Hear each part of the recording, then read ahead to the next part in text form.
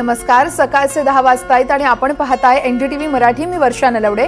या बुलेटिनमध्ये आपण बातम्या सविस्तर पाहणारच आहोत, मात्र त्यापूर्वी पाहूयात हेडलाईन्स. शरद पवार उद्धव ठाकरेंमध्ये जागावाटपासंदर्भात फोनवरून चर्चा. जागावाटपाची चर्चा करायला हवी, पवार यांचं आवाहन. महाराष्ट्राचे राज्यपाल म्हणून सीपी राधाकृष्णन यांची नियुक्ती. हरिभाऊ बागडे यांच्याकडे राजस्थानचं राज्यपाल पद, तर झारखंड आणि हरियाणाचेही राज्यपाल बदलले. दिल्लीत आयएएस कोचिंग सेंटरचं केंद्र असलेल्या ओल्ड राजेंद्र नगरमध्ये पावसाचं पाणी घुसलं.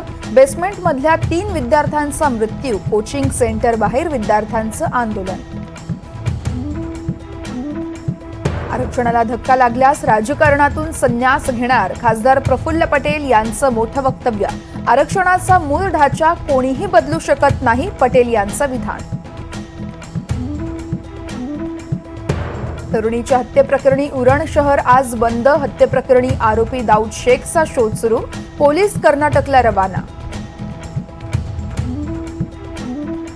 कोल्हापुरात पावसाची उघडीप, पण पूरस्थिती जैसे थे. राधानगरीतून 4356 क्युसेकनं पाण्याचा विसर्ग.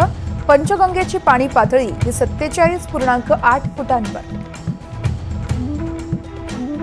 इस्रायलवर लेबनॉनचा क्षेपणास्त्रांचा मारा. 11 मुलांचा मृत्यू. हिजबुल्लानं हल्ला केल्याची माहिती, तर इस्रायल बदला घेण्याच्या तयारीत. जम्मू काश्मीरमध्ये गाडी दरीत कोसळली. 5 मुलांसह 8 जणांचा दुर्दैवी मृत्यू.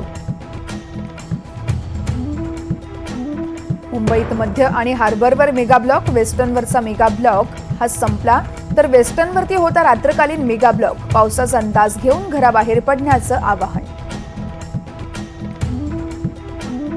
महिलांच्या 10 मीटर एअर पिस्तूल प्रकरणात मनू भाकर आज अंतिम सामन्यात धरणार नेम. तर पॅरिस ऑलिम्पिकमध्ये भारताला आज पहिलं पदक मिळण्याचीही दाट शक्यता. तर पुरुष तिरंदाजांनी रँकिंग राऊंडमध्ये टॉप 4 मध्ये मिळवलं आहे स्थान.